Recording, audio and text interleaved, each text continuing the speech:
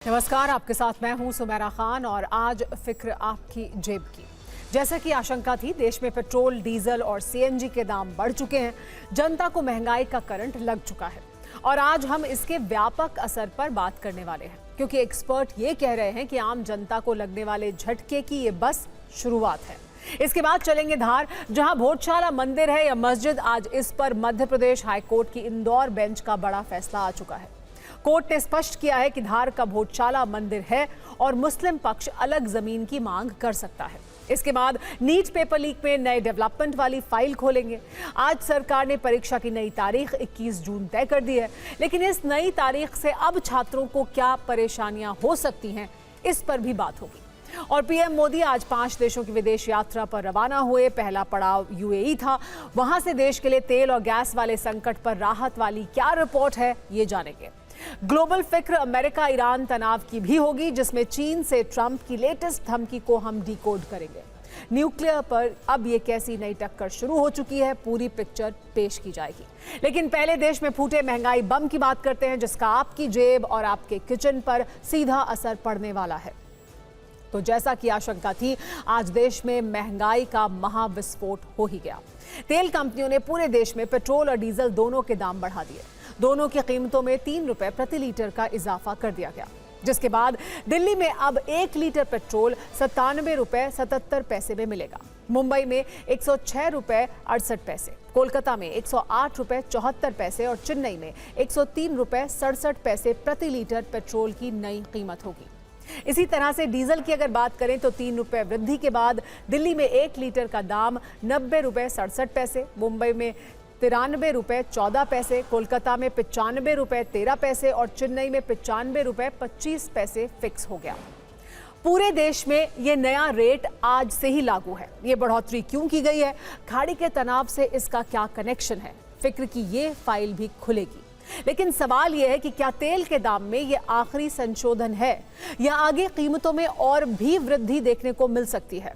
इसका जवाब जानने से पहले सुनते हैं देश की जनता इस बढ़ोतरी पर क्या कह रही है, जेब कटने पर वो अपना दर्द कैसे बयां कर रही है।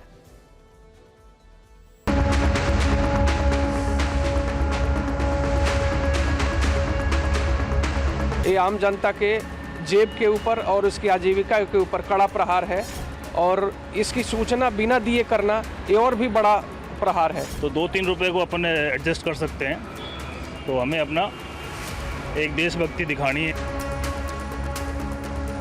आज पेट्रोल डीजल के दाम में यहाँ पर बढ़ोतरी हुई है, तो कुछ लोगों से यहाँ पर बात करते हैं। इस तरह महंगाई बढ़ी तो जेब खर्च पे बहुत असर पड़ेगा और घर चलाने में भी बहुत समस्या होगी। सर हमारे लिए तो ये बहुत ही कठिन समय है। अभी मेरा रोज का 1,500 का पेट्रोल होता है, लोग इसमें तो मेरा तो बहुत ही लॉस है।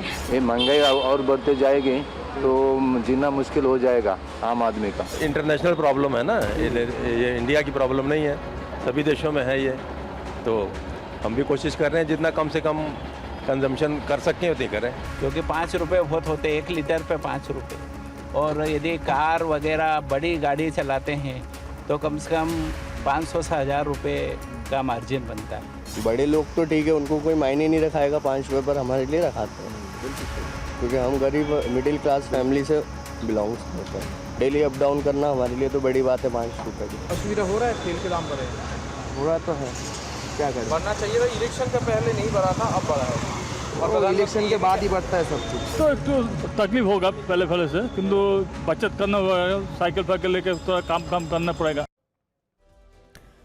जनता की परेशानी असल में यह है कि महंगाई वाला ये सिरदर्द सिर्फ पेट्रोल डीजल में बढ़ी कीमतों तक ही सीमित नहीं है। इसका व्यापक प्रभाव अब दूसरी जरूरी चीजों पर भी पड़ना तय है। आप ये समझिए कि पेट्रोल और डीजल के दाम बढ़ने का सीधा असर आम आदमी की जेब और किचन पर पड़ता है। डीजल महंगा होने से दूसरे सामान की कीमत बढ़ेगी, डीजल महंगा होने से माल भाड़ा बढ़ेगा, ट्रक और टेम्पो का किराया बढ़ जाएगा, जिससे दूसरे राज्यों से आने वाली सब्जियां, फल और राशन महंगे हो जाएंगे। खेती की लागत बढ़ जाएगी, ट्रैक्टर और पंपिंग सेट चलाने के लिए किसानों को ज्यादा खर्च करना होगा, जिससे अनाज की लागत बढ़ेगी। बस और ऑटो का किराया भी बढ़ेगा। सार्वजनिक परिवहन और स्कूल बसों के किराए में भी इजाफा देखने को मिल सकता है। और ये तब है जबकि सरकार की तरफ से बीते 15 दिनों के अंदर कई और चीजों के दाम पहले ही बढ़ाए जा चुके हैं। जैसे कि कल ही मुंबई में सीएनजी का रेट प्रति किलो 2 रुपए बढ़ाया गया था। आज दिल्ली में भी यही फैसला लागू हो गया। मतलब दिल्ली में अब सीएनजी 2 रुपए प्रति किलो महंगी हो चुकी है। इसी तरह से अमूल और मदर डेयरी ने दूध की कीमतों में 2 रुपए प्रति लीटर का इजाफा किया है। सरकार द्वारा इंपोर्ट ड्यूटी बढ़ाए जाने के बाद सोने और चांदी की कीमतों में भी रिकॉर्ड तेजी दर्ज की गई। पिछले 2 दिनों में ही सोना करीब 9,000 रुपए प्रति 10 ग्राम महंगा हो चुका है, जबकि चांदी करीब 20,000 रुपए प्रति किलो महंगी हुई है। इसी तरह से चीनी निर्यात पर सरकार की रोक के बाद घरेलू बाजार में इसके दाम प्रभावित होने की आशंका है। और कुछ दिन पहले ही एक कमर्शियल सिलेंडर 994 रुपए महंगा हो चुका है और 5 किलोग्राम का छोटा सिलेंडर भी 261 रुपए महंगा हुआ था। यानी जनता पर यह महंगाई की चौतरफा मार है। और ये कीमतें तब बढ़नी शुरू हुई हैं जब पीएम मोदी ने बीते रविवार और सोमवार 2 दिन तक लगातार जनता से पेट्रोल, डीजल और खाने वाले तेल की बचत करने और 1 साल तक गोल्ड ना खरीदने की अपील की थी।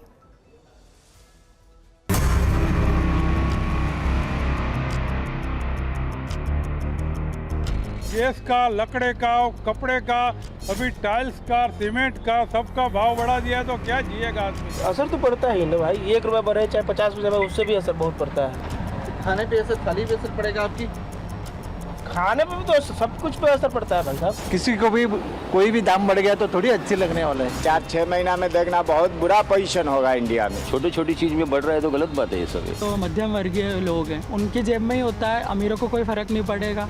जो गरीब है और जो मिडिल क्लास लोग हैं बस उनकी जेब पे ही फर्क पड़ेगा। अगर ये हमारे जो माल की गाड़ियाँ हैं आने जाने सब पे कर बढ़ जाएगा, सब चीज़ पे फर्क पड़ेगा सर। कि हम मिडिल क्लास हैं, मिडिल क्लास में आपको पता है कितना सारी चीज़ों को सेक्रीफाइस कैसे किया जा सकता है। रेट तो नहीं बढ़ना चाहिए। आप में से कई दर्शक शायद ये सोच रहे होंगे कि तेल की कीमतें कंपनियों की ओर से क्यों बढ़ाई गई हैं। तो इसका जवाब ये है कि भारत में पहले सरकार ही तेल की कीमतों को नियंत्रित करती थी और इनमें हर 15 दिन पर संशोधन किया जाता था। लेकिन 2010 और 2014 में पेट्रोल और डीजल की कीमतों में संशोधन की जिम्मेदारी OMCs यानी ऑयल मार्केटिंग कंपनीज के हवाले कर दी गई। यानी तब से तेल कंपनियां स्वतंत्र हुई हैं कब, कैसे और कितना दाम बढ़ाना है। और इस बार दाम क्यों बढ़े तो इसका सीधा संबंध खाड़ी के तनाव से है। वैश्विक तेल बाजार में छाई अनिश्चितता है। पेट्रोल डीजल की कीमतों में बढ़ोतरी के पीछे सबसे बड़ी और एकमात्र वजह अमेरिका और ईरान का तनाव है, जिसकी वजह से अंतर्राष्ट्रीय बाजार में कच्चे तेल की कीमतों में लगातार उतार चढ़ाव है। भारत अपनी ज़रूरत का 90% कच्चा तेल आयात करता है, जिसमें 50% कच्चा तेल हॉर्मुज़ स्ट्रेट से आता है, जहां फिलहाल ईरान और अमेरिका दोनों ने एक छोर पर नाकेबंदी करके रखी है, जिस वजह से तेल के टैंकर वाले जहाज़ों के गुजरने में समस्या है। क्रूड ऑयल की वैश्विक सप्लाई पर खासा असर पड़ा है। कीमतें भी इस वजह से आसमान छू रही हैं। ईरान और अमेरिका की जंग शुरू होने से पहले क्रूड ऑयल के दाम $70 थे, जो बीच में $126 प्रति बैरल तक भी पहुंचे। और आज की कीमत देखें तो यही कच्चा तेल $105 प्रति बैरल है। क्रूड ऑयल की कीमतें बढ़ने से तेल कंपनियों को तेल महंगा खरीदना पड़ता है। इससे उन्हें घाटा हो रहा था। 2 दिन पहले खुद पेट्रोलियम मंत्री हरदीप सिंह पुरी ने यह जानकारी दी थी कि तेल कंपनियों को प्रतिदिन 1000 करोड़ रुपए का घाटा हो रहा है। इसलिए कंपनियों ने घाटे की भरपाई के लिए आखिरकार तेल के दाम बढ़ा दिए। लेकिन जानकारों को ये लगता है कि अगर खाड़ी में हालात ज़्यादा सामान्य नहीं हुए, अंतर्राष्ट्रीय बाजार में कच्चे तेल की कीमतें ऐसे ही बढ़ती रहीं, तो देश में पेट्रोल डीजल की कीमतें आने वाले दिनों में और भी ज़्यादा बढ़ सकती हैं। भले ही तेल की कीमत के पीछे अंतर्राष्ट्रीय समीकरण हो, लेकिन भारत में विपक्ष सरकार पर हमलावर है और तीखे सवाल पूछे जा रहे हैं। लोकसभा में नेता विपक्ष राहुल गांधी ने एक्स पर लिखा कि गलती मोदी सरकार की, कीमत जनता चुकाएगी। 3 का झटका आ चुका, बाकी वसूली किस्तों में की जाएगी। और समाजवादी पार्टी के अध्यक्ष अखिलेश यादव ने सोशल मीडिया पर कार्टून पोस्ट कर कहा, आगे बढ़ना है तो साइकिल ही विकल्प है। उन्होंने महंगाई को एक बड़ा झटका बताया। लेकिन बीजेपी जवाब में तर्क ये दे रही है कि युद्ध के कारण वैश्विक स्तर पर तेल की कीमतों में उछाल आया है।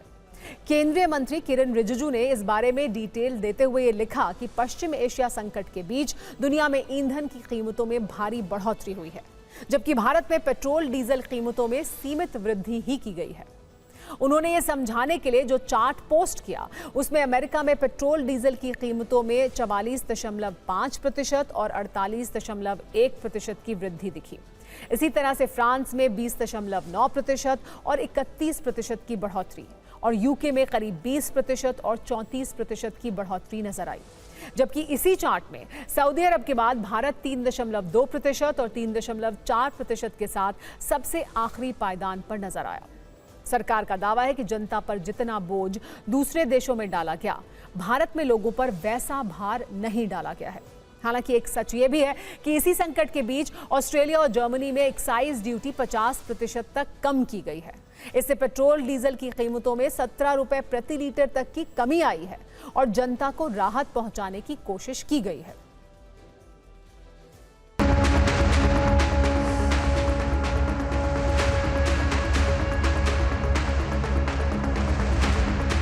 हिंदुस्तान के लोगों को बीजेपी बेवकूफ समझती है। हम सबको, मुझे और आपको, वोट लेते हैं और रेट बढ़ा देते हैं। तब तक चुनाव में बोलते रहेंगे नहीं बढ़ाएंगे। हमारे को अच्छे दिन नहीं चाहिए, पुराने दिन ही लौटा दीजिए, इतने से भी काम चला लेंगे। और आज जो वृद्धि हुई है, पूरे देश को यह समझ में आ रहा है कि ये वृद्धि तो अब रोकी नहीं जा सकती, क्योंकि देश का खजाना ही खाली हो जाएगा तो देश कहाँ जाएगा। कहीं कहीं 50-50 रुपए लीटर डीजल पेट्रोल के दाम बढ़ गए। Mr. Modi has failed in the international relationship. He could not manage well, he could not help. कि आपके जहन में भी कहीं भी देश और कॉमन मैन नहीं रहता है, आपके जहन में वही आपके मित्र रहते हैं जिनके लिए आप काम करते हैं। अब माननीय प्रधानमंत्री जी को चुनना चाहिए कि देश बड़ा है या वो मित्र बड़े हैं। सामंती चंडाल चौकड़ी की साजिशी घमा चौकड़ी के जरिए वो इस पूरे के पूरे इस वैश्विक संकट के दौर में जो है संयम और सावधानी के बजाय जो है समाज को जो है वो भ्रम पैदा करने की कोशिश कर रहे हैं। डीजल का प्राइस हाइक हुआ है, हम लोग उसको प्रोटेस्ट कर रहा है, कंडेम कर रहा है। तो कुछ लोग बोल रहा है वॉर सिचुएशन है, ये तो पूरा वर्ल्ड का सिचुएशन है। तो हम लोग जानते हैं वर्ल्ड सिचुएशन है, लेकिन कोई प्लानिंग नहीं था। हालांकि एक सच ये भी है कि भारत सरकार ने जनता को राहत देते हुए पेट्रोल और डीजल के दाम स्थिर रखने के लिए स्पेशल एक्साइज ड्यूटी में 10-10 रुपए की कटौती की थी। पेट्रोल पर ड्यूटी 13 रुपए प्रति लीटर से घटाकर 3 रुपए, जबकि डीजल पर 10 रुपए से शून्य कर दी गई थी। इससे कुछ दिनों की राहत तो मिली, लेकिन आखिरकार दाम बढ़ाना पड़ा। वैसे आपको ये भी बता दें कि देश में हवाई यात्रा भी बहुत महंगी हो चुकी है। ये मसला सुप्रीम कोर्ट तक जा पहुंचा। त्योहारों और छुट्टियों के दौरान महंगे किराए को नियंत्रित करने वाली एक याचिका पर आज कोर्ट में सुनवाई हुई, जिस पर सर्वोच्च अदालत ने गहरी चिंता जताई। सुप्रीम कोर्ट ने सरकार और डीजीसीए से कहा कि लोगों को कुछ राहत देने का प्रयास करें। एक ही दिन एक ही मार्ग के लिए उड़ानें एक एयरलाइन 8,000 रुपए लेती है, दूसरी एयरलाइन इकोनॉमी क्लास में 18,000 रुपए लेती है। इस पर सरकार और डीजीसीए की तरफ से पेश सॉलिसिटर जनरल तुषार मेहता ने कहा कि 2024 का नया भारतीय वायुयान अधिनियम लागू हो चुका है। नए नियम बनाने की प्रक्रिया भी जारी है। सरकार सभी पहलुओं पर विचार कर रही है। हालांकि याचिकाकर्ता ने कहा कि एयरक्राफ्ट एक्ट 1937 के तहत नियम पहले से ही हैं, लेकिन समस्या यह है कि पालन नहीं किया गया। जब तक नए नियम नहीं बन जाते, पुराने नियम जारी रहेंगे। इस मसले की अगली सुनवाई 13 जुलाई 2026 तय की गई है।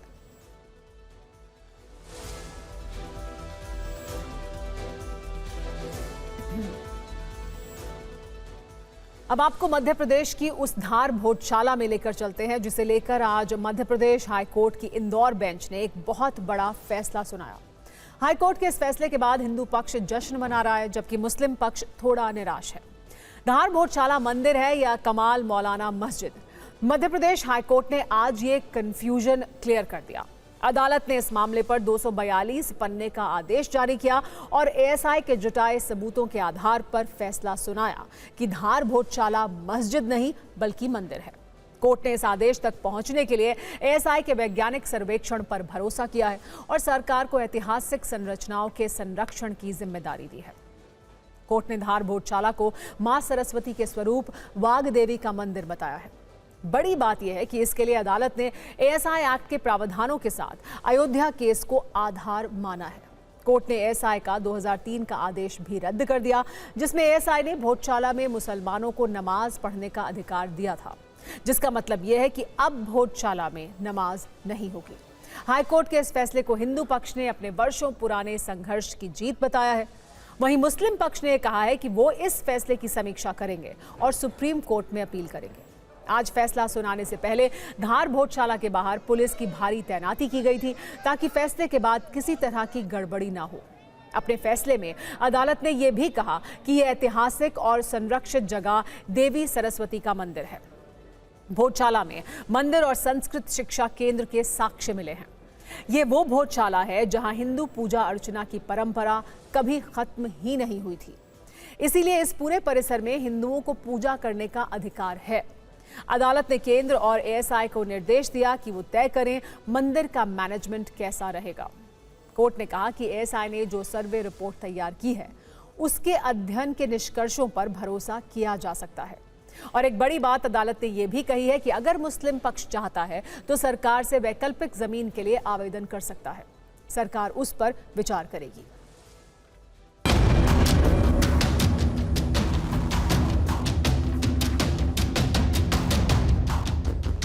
ऑनरेबल इंदौर हाईकोर्ट ने जो एएसआई का 7 अप्रैल 2003 का ऑर्डर है उसको पार्शली क्वैश किया है और हिंदू समाज के लोगों को वहां पे पूजा पाठ का अधिकार दिया है। कोर्ट ने भोजशाला कॉम्प्लेक्स को राजा भोज का माना है, एक सरस्वती स्कूल माना है लर्निंग का। जो हमारी मांग थी कि वहां से लंदन के म्यूजियम से मूर्ति वापस लाई जाए, कोर्ट ने कहा है कि सरकार इस रिप्रेजेंटेशन को कंसिडर करे। जो एएसआई का ऑर्डर था 7 अप्रैल 2003 का, जो यहाँ पे नमाज की अनुमति देता था, उसको कोर्ट ने सिरे से खारिज कर दिया है। धार भोजशाला पर आए मध्य प्रदेश हाईकोर्ट के फैसले को अयोध्या जैसा फैसला क्यों बताया जा रहा है, हम आपको समझाते हैं। इसके पीछे कोर्ट की मुस्लिम पक्ष को जमीन देने वाली बात मुख्य वजह है। कुछ ऐसा ही अयोध्या के मामले में भी हुआ था, लेकिन इसमें कुछ बदलाव हैं। आज आए फैसले में कोर्ट ने मुस्लिम पक्ष को नमाज के लिए धार में अलग जमीन के लिए सरकार से संपर्क करने की छूट दी है, लेकिन आखिरी फैसला मुस्लिम पक्ष की इच्छा पर छोड़ दिया है। जबकि अयोध्या के मामले में सुप्रीम कोर्ट ने आदेश ये दिया था कि मुस्लिम पक्ष को 5 एकड़ जमीन दी जाए, जिस पर वो मस्जिद बना सकते हैं। एक और समानता यह है कि धार भोजशाला के मामले में भी हिंदू पक्ष की जीत हुई है, जबकि अयोध्या के मामले में भी विवादित जमीन हिंदू पक्ष को मिली थी। अब हम आपको ये भी समझाते हैं कि आखिर धार भोजशाला पर वर्षों से इतना लंबा धर्म युद्ध क्यों चल रहा था, जिसे आज हाईकोर्ट ने अपने एक आदेश से खत्म किया है। भोजशाला को हिंदू पक्ष के लोग मां सरस्वती का मंदिर बताते हैं, लेकिन मुस्लिम पक्ष के मुताबिक ये कमाल मौलाना मस्जिद है।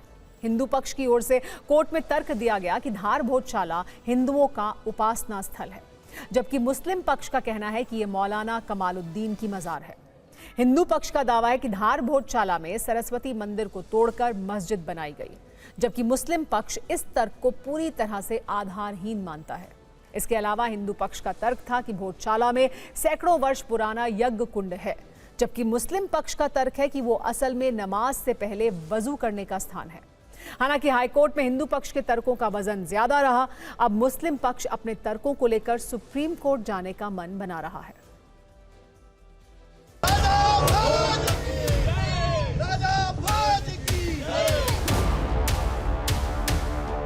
कि आखिरकार भोजशाला मंदिर या मस्जिद, उसी को लेकर फैसला दिया गया है कि ये राजा भोज की नगरी है और जो साक्ष्य एएसआई को मिले हैं उसके अनुसार ये एक संस्कृत का विद्यालय था, ये माना है। और बड़ी बात ये भी कही है कि अब यहाँ पर नमाज अदा नहीं की जाएगी। मुस्लिम पक्ष सुप्रीम कोर्ट जाएगा और सभी से अपील करते हैं, अमन शेर बनाए। हाई कोर्ट का फैसला मानेंगे?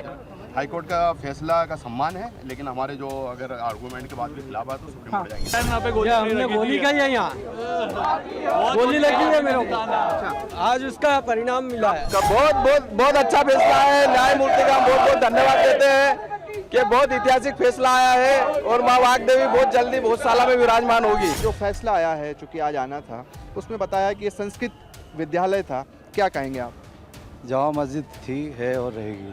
सुप्रीम कोर्ट जाएंगे आप लोग? जी हाँ, जाएंगे। आज पूरे धार शहर में दीप के माध्यम से एक दीपावली मनाई जाएगी। आज का जो परिणाम ये उन सभी को समर्पित है। 1952 से लेकर आज तक का जो संघर्ष किया, जो हिंदू समाज ने रोड पर किया, ये उनको समर्पित है। सुप्रीम कोर्ट जाने की बात कर रहा है, अभी भी मानने को तैयार नहीं है कि ये एक मंदिर है। सबसे पहले तो हम भारतीय होने के नाते हमें भारत की न्याय व्यवस्था पर पूर्ण विश्वास होना चाहिए और चूंकि कोर्ट का आदेश है तो हमें उसका पालन करना चाहिए। देश से और संविधान से ऊपर कोई नहीं। अब ये समझिए कि अदालत ने एएसआई के जिस सर्वे को आधार बनाकर ये फैसला सुनाया है, आखिर उसमें क्या था। एएसआई ने धार भोजशाला में 98 दिनों तक सर्वे किया। इस दौरान उसे हिंदू पक्ष से जुड़े 94 प्रतीक चिन्ह मिले, 37 देवी देवताओं की मूर्तियां मिली, साथ ही 1700 से ज्यादा अवशेष मिले जिनका संबंध हिंदू धर्म से बताया गया। इसके अलावा एएसआई ने सर्वे के दौरान 194 स्तंभों के फोटो लिए जिन पर हिंदू प्रतीक चिन्ह थे और इस आधार पर आर्कियोलॉजिकल सर्वे ऑफ इंडिया ने 2047 पेज की रिपोर्ट तैयार की। कौन कौन सी मूर्तियां मिली ये भी बता दें। एएसआई ने अपने सर्वे में इसका भी जिक्र किया, जैसे भोजशाला में बाघ देवी की खंडित प्रतिमा मिली, भगवान श्री कृष्ण जटाधारी भोलेनाथ की मूर्ति भी पाई गई। इसके अलावा भगवान हनुमान, भगवान शिव की मूर्ति और ब्रह्मा जी की प्रतिमा भी एएसआई के सर्वे के दौरान मिली। साथ ही स्वास्तिक और त्रिशूल के चित्र के साथ सनातन आकृतियों वाले पत्थर भी धार की इस भोजशाला से एएसआई के हाथ लगे और इन्हीं सब सबूतों के आधार पर मंदिर वाली थ्योरी को बल मिला। हाईकोर्ट का मंदिर वाला आदेश आया तो उसके कुछ ही देर बाद एआईएमआईएम के प्रमुख असदुद्दीन ओवैसी की एक सोशल मीडिया पोस्ट ने उसमें बाबरी वाला तड़का लगा दिया।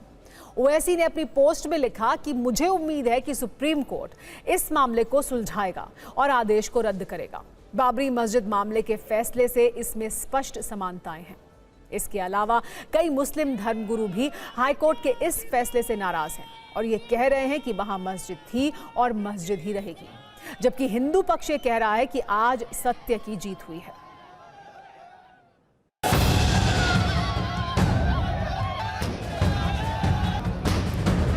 मुस्लिम फरीक को गमज़दा होने की जरूरत नहीं और हिंदू पक्ष को खुशी मनाने की जरूरत नहीं। और मैं भारत के मुसलमानों का नजरिया स्पष्ट कर देना चाहता हूं कि कमाल मौला मस्जिद है और क़यामत तक वो मस्जिद रहेगी। मस्जिद के नाम पर किसी से कोई समझौता नहीं किया जा सकता। सैकड़ों वर्षों से हिंदू समाज संघर्ष कर रहा था अपने इस धार्मिक स्थल को वापस लेने के लिए। आज हमारा वह संघर्ष विजयी हुआ है। भारतीय न्यायपालिका ने हमारे अधिकार पर मोहर लगा दी है। हमारे यहाँ कोई ऐसा प्रावधान होता कि जहाँ मस्जिद है उसको एक बार तोड़ दो, उसकी जगह कहीं और ले लो, तो हम ले लेते उस जगह को। हमारे यहाँ प्रावधान है ही नहीं। हमारी आस्था के मुताबिक तो वो मस्जिद जहाँ थी है और रहेगी। फैसले को भूरी भूरी प्रशंसा किया जाए उतना कम है। सत्यमेव जयते, सत्य पराजित नहीं होता, परेशान हो सकता है। आज सत्य का जीत है। सत्यमेव जयते की धारणा को उद्घाटित करने का काम किया। और जितने भी मुसलमानों के पास सबूत मौजूद हैं और जो भी तारीख़ी शवाहिद मौजूद हैं उसकी बुनियाद पर हम लोगों को उम्मीद है कि इंशाअल्लाह हम लोगों को इसमें सुप्रीम कोर्ट से कामयाबी मिलेगी। हमको इसे अपने दिल से स्वीकार कर लेना चाहिए। बल्कि मैं तो ये कहूँगा जिस तरह से बाबरी मस्जिद के फैसले को तस्लीम किया और अपना दिल बड़ा करते हुए भोजशाला को अपने गैर मुस्लिम भाइयों के हवाले कर देना चाहिए। हिंदू पक्ष ने एक और मांग रखी थी कि वाघ देवी सरस्वती की प्राचीन प्रतिमा को लंदन के ब्रिटिश म्यूजियम से वापस लाया जाए। कोर्ट ने कहा कि याचिकाकर्ता सरकार को ज्ञापन दे सकते हैं और सरकार इस विषय पर विचार कर सकती है। इसीलिए अब कोर्ट के फैसले के बाद मां वाघ देवी की उस मूर्ति को वापस भोजशाला लाने की चर्चा शुरू हो गई है, जो 117 वर्षों से लंदन के म्यूजियम में है। फिक्र में अब नीट यूजी परीक्षा का अपडेट भी आपको दे दें। 23 लाख छात्र और लाखों अभिभावक जो इस इंतजार में थे कि दोबारा परीक्षा कब होगी, तो उनकी जानकारी के लिए बता दें कि वो तारीख आ चुकी है। सीबीआई ने भी आज इस मामले में सबसे बड़ी गिरफ्तारी की है।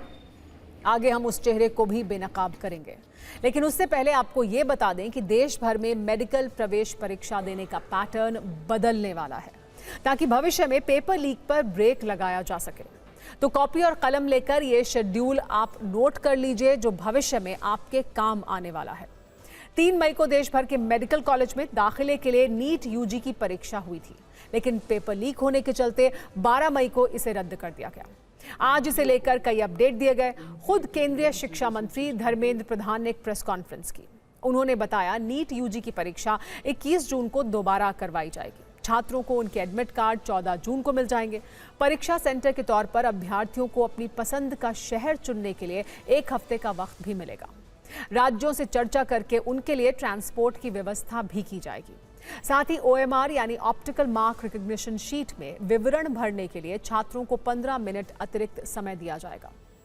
OMR शीट के जरिए इस बार आखिरी परीक्षा होगी, क्योंकि अब इसमें बदलाव किया जा रहा है, यानी परीक्षा का पुराना पैटर्न अगले साल से नया होने वाला है। इसकी घोषणा भी आज ही शिक्षा मंत्री धर्मेंद्र प्रधान ने कर दी। इसलिए ये जानना जरूरी है कि पहले क्या सिस्टम था और अब आगे क्या होगा। पहली बात, अब तक OMR शीट के जरिए नीट UG की परीक्षा होती रही है। अगले साल से ये परीक्षा CBT यानी कंप्यूटर बेस्ड टेस्ट मोड में होगी। यानी अब तक ये परीक्षा पेन पेपर मोड में होती रही है, लेकिन अगले साल से ये बदल जाएगा और कंप्यूटर बेस्ड सिस्टम लागू हो जाएगा। OMR शीट में सही विकल्प के सर्कल को पेन से कलर करना होता है, जबकि कंप्यूटर बेस्ड टेस्ट में आपको ऑनलाइन ही सही विकल्प चुनने होते हैं। दोबारा परीक्षा की तैयारियों की समीक्षा के लिए कल शाम को केंद्रीय शिक्षा मंत्री धर्मेंद्र प्रधान के आवास पर एक उच्च स्तरीय बैठक हुई, जिसमें शिक्षा विभाग से जुड़े तमाम बड़े अधिकारी शामिल हुए। उसके बाद ही आज नए परीक्षा कार्यक्रम का ऐलान हुआ। NTA ने नीट UG का नई परीक्षा की तिथि घोषणा किया है। 21 जून को री एग्जामिनेशन की डेट घोषणा की है। जो 2 से 5 एग्जामिनेशन टाइम था, उसको ध्यान में रखते NTA ने तुरंत एक निष्पत्ति किया है कि उसको और 15 मिनट बढ़ाएं। 3-4 दिन में जब हमको स्पष्टता हुई, हम कंफर्म हुए हैं कि इस बार गेस्ट पेपर की आड़ पे क्वेश्चंस बाहर गया। हम 12 तारीख को छात्रों के हितों में हम नहीं चाहते थे कोई गलत कैंडिडेट एजुकेशन माफियाओं के षड्यंत्र से कोई भी सही छात्र की अधिकार वंचित हो जाए। इसीलिए हमने पहला हमारे निर्णय हुआ कि हम परीक्षा को इस बार रद्द करते हैं। क्या चीज अभी पता चली है, गड़बड़ी कहाँ पर थी? गड़बड़ी पता होगी तभी तो आप CBI गहरा तक जाएगी, किसी को इस बार बख्शा नहीं जाएगा। पिछले बार भी बख्शा नहीं गया था, लेकिन इस बार ये मैंने कहा ना, इसकी राधाकृष्ण कमेटी को पूरा लागू करने के बावजूद भी ये घटना हुई है। CBI आपने देखा होगा, आप लोग ही छपाते हो, CBI ने तुरंत कार्रवाई किया है, CBI इसको तह तक जाएगी। मैं और एक विषय जो मेन विषय में कहना था, अगले साल से परीक्षा, इसकी जो मूल जड़ है OMR, अगले साल से नीट की परीक्षा कंप्यूटर बेस्ड टेस्ट से हो। सरकार कह रही है कि पेपर लीक पर उनकी जीरो टॉलरेंस की नीति है, लेकिन सवाल ये भी है कि क्या नई तारीख देने से समस्या हल हो गई? क्या NTA ने सिस्टम को फुल प्रूफ बना लिया ताकि पेपर लीक ना हो? आप उन मेहनती छात्रों का दर्द समझिए जिनके ऊपर अतिरिक्त मानसिक दबाव है, जो सिस्टम में लीकेज की मार झेल रहे हैं। मुंबई, पटना, दिल्ली और जयपुर जैसे शहरों में हमने छात्रों से बात की। उनकी पीड़ा यह है कि इतने कम समय में तैयार होना आसान नहीं होगा। वो पूछ रहे हैं कि क्या गारंटी है कि दोबारा पेपर लीक नहीं होगा। अब नई डेट आई है 21 जून। 21 जून को नीट की एग्जाम फिर से होने वाली है। न्यू डेट आने के बाद टेंशन भी हो रहा है और एक डर भी महसूस कर रहे हैं हम, एंड कॉन्फिडेंस लेवल भी हमारा पूरा टूट चुका है और एक चैलेंज भी हो चुका है कि इतने कम दिनों में इतने 75 प्लस चैप्टर्स ख़त्म करना, ये बहुत बड़ा चैलेंज हो चुका है हमारे इनके लिए। वापस ये एक ट्रॉमा जैसा, 1 महीने में वापस 75 to 80 चैप्टर पढ़ो, उसको टेस्ट दो, उसको आगे कैसे लेके जाएंगे, वो एक बहुत बड़ा मानसिक दबाव है। सारे बच्चे इसको एक मॉक ड्रिल की तरह लें। हो सकता है ये ईश्वर ने आपके लिए अच्छा किया हो, जो बच्चों के कम नंबर रह गए, हो सकता है इस सेकंड अटेम्प्ट से उनके नंबर बढ़ जाए और उनको अच्छा कॉलेज मिल जाए। पहले कुछ टाइम्स तो रिवाइज करेंगे, फिर जैसा नीट का एग्ज़ाम आ रहा है उस पैटर्न पे हमारी कोचिंग्स मॉक टेस्ट बनाती हैं, तो जितने ज़्यादा मॉक टेस्ट देंगे उतना अच्छा होगा। एक तरीके से एडवांटेज भी, जिससे कम मार्क्स आ रहे हैं जिनके, वो अपने बढ़ा सकते हैं। अभी अपने टेस्ट ज़्यादा से ज़्यादा देके वो प्रैक्टिस करेंगे तो उनके ज़्यादा मार्क्स आ सकते हैं। सर हम और कोशिश करेंगे, क्योंकि हमारे पहले से थोड़ा बेटर इस वाले एग्जाम में दे सकते हैं। तारीख तो ठीक ही है, लेकिन थोड़ा सा टाइम और देना चाहिए था, क्योंकि अब रिकैप करने में थोड़ा ज़्यादा टाइम लग रहा है, रिवीजन वगैरह करने में थोड़ा ज़्यादा टाइम लग रहा है। गुस्सा तो काफ़ी आया कि ऐसा नहीं होना चाहिए, और एक बार नहीं हो चुका, कम से कम 2 से 3 बार 4 बार हो चुका है पेपर। 2021 में भी हुआ, 2024 में हुआ, 2025 में भी बोल रहे थे, पर उन्होंने माना नहीं था, 2026 में फिर हो गया। तो ये चीज़ था, ये कृपया से सुधारें। एक दूसरा मौका मिला है तो और अच्छा हो भी सकता है, और जिनका ख़राब था उनका अच्छा हो सकता है, जिनका अच्छा था उनके लिए थोड़ा प्रॉब्लम भी है कि शायद ख़राब हो सके। तो इस बार से फिर से अगर रीनीट में फिर से अगर पेपर लीक होगा तो फिर वो लोग बोलेंगे कि फिर से पेपर लेंगे, तो इसमें तो फ्यूचर हम लोग का ही बर्बाद हो रहा है। अब नीट यूजी के इन्वेस्टिगेशन पर आते हैं। आपको ये बताते हैं कि सीबीआई इस मामले में कहां तक पहुंची है।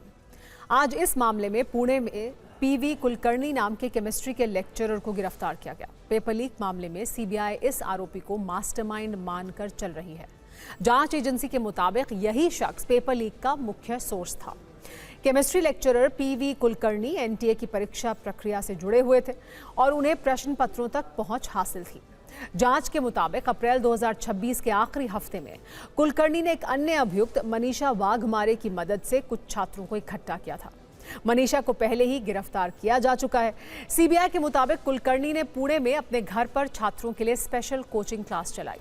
स्पेशल क्लास में उन्होंने सवाल, उनके विकल्प और सही जवाब छात्रों को बताए। छात्र उन सवालों को सही उत्तर के साथ अपनी कॉपी में लिखते थे। बाद में जांच में पता चला कि वही सवाल 3 मई 2026 को हुए नीट यूजी परीक्षा के असली पेपर से पूरी तरह मेल खाते हैं। इससे पहले नीट पेपर लीक मामले में जयपुर में पापा, चाचा और भतीजे की जोड़ी गिरफ्तार हो चुकी है। सीबीआई की जांच में 2025 में हुई परीक्षा की निष्पक्षता पर भी सवाल अब उठ रहे हैं। जो जानकारी सामने आ रही है उसके अनुसार नीट 2025 का पेपर भी खरीदा गया था। गुरुग्राम के यश यादव ने पेपर लीक में अभियुक्त विकास को पेपर उपलब्ध कराया था। 2025 में करीब 25 लाख रुपए में डील हुई थी। पेपर लीक के अभियुक्त विकास और उसके 4 भाई बहनों ने परीक्षा से पहले पेपर पढ़ा था। बाद में सभी का सरकारी मेडिकल कॉलेजों में चयन हुआ। यह भी बताया जा रहा है कि विकास के पिता और उसके चाचा की इसमें बड़ी भूमिका थी। परीक्षा से 3 दिन पहले यश ने विकास को प्रश्न पत्र उपलब्ध कराया था। 14 मई 2025 को परिणाम घोषित हुए थे, जिसमें 5 बच्चों का चयन हुआ था। 5 बच्चों का सरकारी मेडिकल कॉलेजों में एडमिशन हुआ था। हमारे पास उन 5 बच्चों की मार्कशीट वाली जानकारी भी है जो पढ़ने में औसत थे। 10वीं और 12वीं से लेकर कोचिंग तक की परीक्षा में कम नंबर उन्हें मिले थे, लेकिन नीट की परीक्षा में उन्हें अच्छे मार्क्स मिले। फिजिक्स में 9 और केमिस्ट्री में 15 नंबर लाने वाला एक छात्र इस बार डॉक्टर बनने वाला था। पहले मेडिकल कॉलेज में एडमिशन पाने वाले छात्रों की जानकारी आइए आपको दे देते हैं।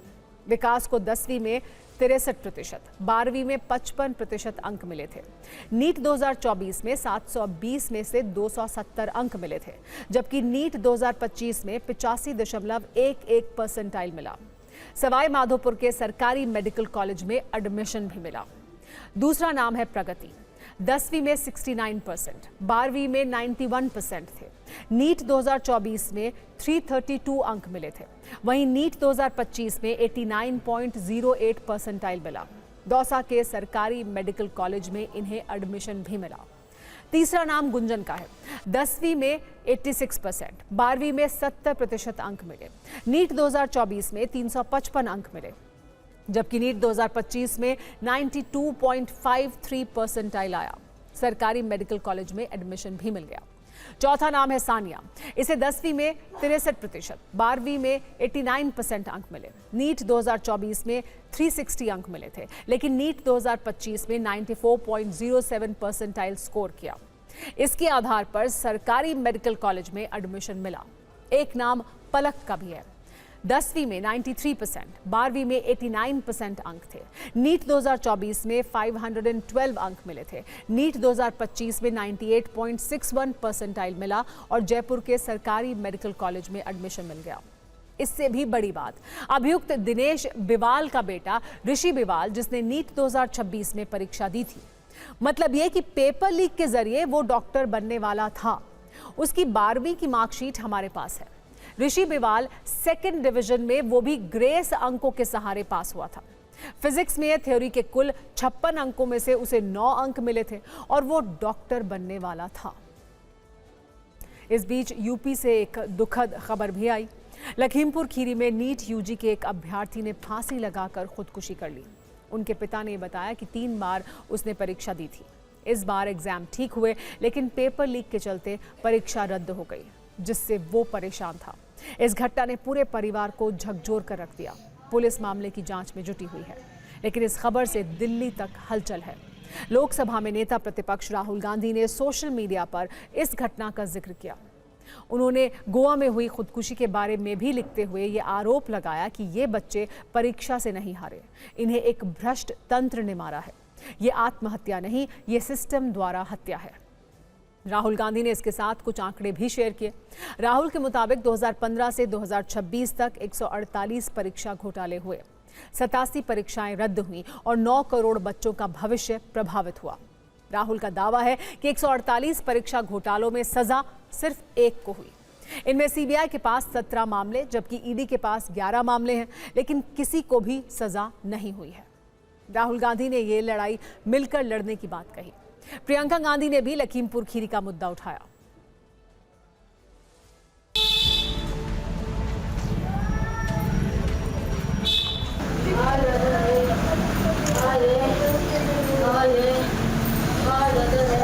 कहीं लीक होगा पेपर तो हम कहीं परीक्षा दे जाए, फिर से होगा तारीख है। कितनी बार परीक्षा दी थी? तीसरी बार दी है। तो क्या हुआ, पिछली बार भी लीक हुआ था क्या पेपर? अब नंबर का बनाया तो कहीं हम ना कर। अच्छा, BMS कर लो, कहीं ना कर। पेपर दिया नीट का, उसी में डिवोर्साइज हो गया है। उसके बाद में पता नहीं क्या गया, खबरें चल रही है लीक हो गया। इतनी तैयारी की थी, अब उसको इसी में लग रहा है, इसी वजह से जो है सुसाइड कर लिया। दिल्ली के आदर्श नगर इलाके में एक युवती की संदिग्ध मौत का मामला सामने आया है। शुरुआती पूछताछ में सामने आया कि युवती ने घर में फांसी लगाकर आत्महत्या की थी। बताया जा रहा है कि मृतक युवती नीट यूजी की परीक्षा में शामिल हुई थी। हालांकि पुलिस का कहना है कि खुदकुशी की वजह अभी साफ नहीं है। अब बात उन फर्जी वकीलों की जिन्हें लेकर सुप्रीम कोर्ट ने चिंता जताते हुए इस मामले में जांच की जरूरत बताई। एक मामले की सुनवाई के दौरान सीजीआई ने कहा कि फर्जी डिग्री वाले हजारों वकीलों के खिलाफ सीबीआई को कार्रवाई करनी चाहिए। बेंच ने कहा कि आदर्श रूप से सीबीआई को इस मामले की जांच करनी चाहिए। काले कपड़े पहने हजारों फर्जी लोग हैं जिनकी डिग्री पर गंभीर संदेह है। ऐसे में सीबीआई को कुछ करना होगा। सुप्रीम कोर्ट ने साफ किया कि वकीलों के लिए पेशेवर मर्यादा बेहद जरूरी है। सीजीआई ने वकीलों को लेकर यह कहा कि आप फेसबुक पर कैसी भाषा इस्तेमाल कर रहे हैं। सुप्रीम कोर्ट ने वकीलों के सोशल मीडिया व्यवहार पर आपत्ति जताई। पेशे में अनुशासन और मर्यादा बनाए रखने पर जोर दिया। फिक्र में अब आगे बढ़ते हैं। पश्चिम एशिया में अशांति और देश में महंगाई की नई लहर के बीच आज प्रधानमंत्री मोदी 5 देशों की यात्रा पर रवाना हो गए। ये पीएम मोदी का सिर्फ डिप्लोमैटिक टूर नहीं है, बल्कि इस विदेश यात्रा में कई आर्थिक और रणनीतिक संकेत छिपे हुए हैं। सबसे पहले आज पीएम मोदी यूएई पहुंचे। यूएई भारत का बड़ा रणनीतिक निवेश पार्टनर होने के साथ साथ ऑयल और गैस का हब भी है। आज भारत यूएई में कई अहम समझौते हुए, इस पर विस्तार से फिक्र की फाइल हम आपको दिखाएंगे। इसके बाद पीएम नीदरलैंड्स के लिए दौरे पर रवाना हो गए। दुनिया की सबसे महत्वपूर्ण chip machine company ASML Netherlands में ही है। ऐसे में यहाँ AI में निवेश की काफ़ी संभावनाएं हैं। नीदरलैंड्स के बाद पीएम मोदी स्वीडन रवाना होंगे। इस दौरान 6G टेलीकॉम, EV और डिफेंस सेक्टर में निवेश हो सकता है। स्वीडन के बाद वो नॉर्वे जाएंगे। यहाँ वो इंडिया नॉर्डिक समिट में हिस्सा लेंगे। इसके अलावा बड़े यूरोपियन बिजनेस लीडर्स से मुलाकात भी करेंगे। फिर पीएम मोदी इटली पहुंचेंगे। इटली में वो पीएम जॉर्जिया मेलोनी से मिलेंगे। यहाँ इंडिया EU ट्रेड डील में निवेश की संभावनाएं दिख रही हैं। लेकिन शुरुआत करते हैं प्रधानमंत्री मोदी की यूएई यात्रा से।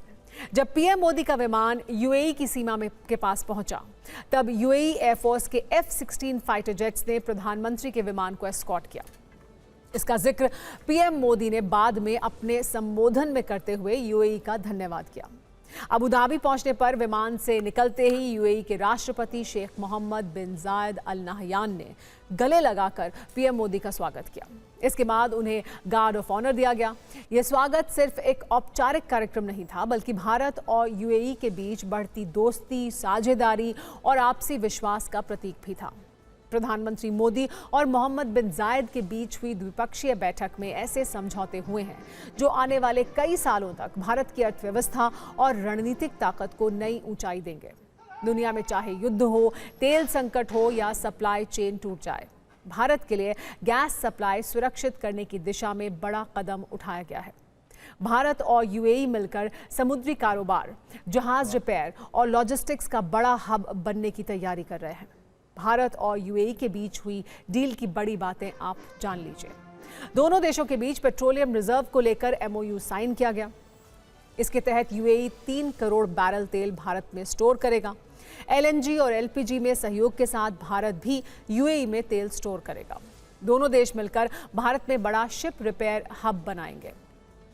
दोनों देशों में रणनीतिक रक्षा साझेदारी पर सहमति बनी है। हथियार, टेक्नोलॉजी, ट्रेनिंग, साइबर और समुद्री सुरक्षा पर समझौते हुए भारत और यूएई मिलकर 8 एक्सफ्लॉप एआई सुपर कंप्यूटर बनाएंगे। इसके अलावा यूएई भारत में $5 बिलियन का निवेश करेगा, जिसमें $1 बिलियन इंफ्रास्ट्रक्चर पर और $4 बिलियन बैंकिंग और फाइनेंस में निवेश किए जाएंगे।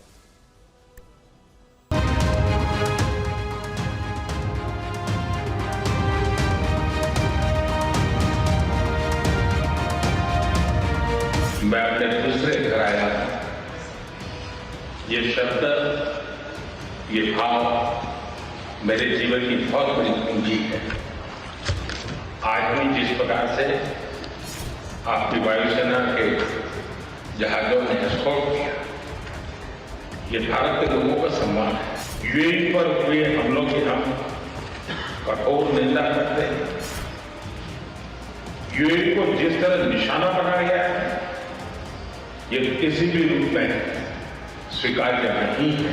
पश्चिम एशिया क्षेत्र में युद्ध की परिस्थिति का प्रभाव आज पूरे विश्व पर दिखाई दे रहा है।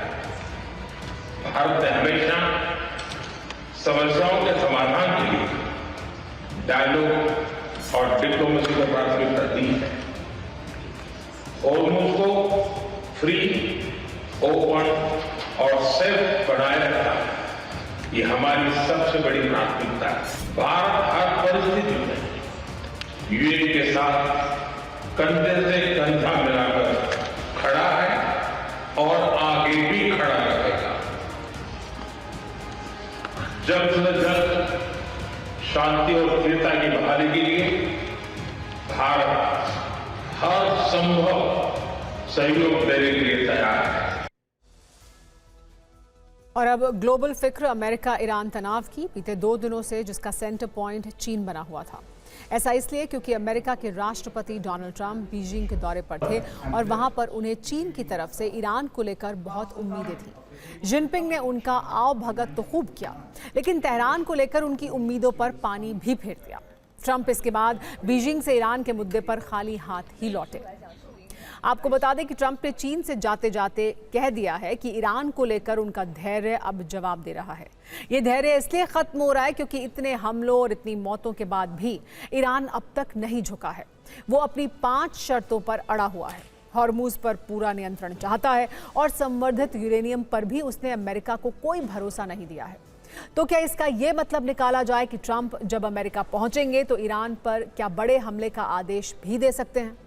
ट्रंप क्या करने वाले हैं, इसके संकेत इजराइल की ओर से भी मिल रहे हैं। इजरायली मीडिया में फिर युद्ध शुरू होने का दावा किया जाने लगा है। सेंटकॉम और आईडीएफ के बीच हाई लेवल बैठक हुई है। रिपोर्ट यह है कि अमेरिकी सैन्य ऑपरेशन विंडो जल्द खुल सकता है। इस बीच इजरायली रक्षा मंत्री ने भी ईरान को युद्ध की धमकी दी है। उन्होंने कहा, मिशन अभी पूरा नहीं हुआ है, जरूरत पड़ी तो ईरान के खिलाफ जल्द कार्रवाई होगी। इसका जवाब ईरान के विदेश मंत्री ने दिया।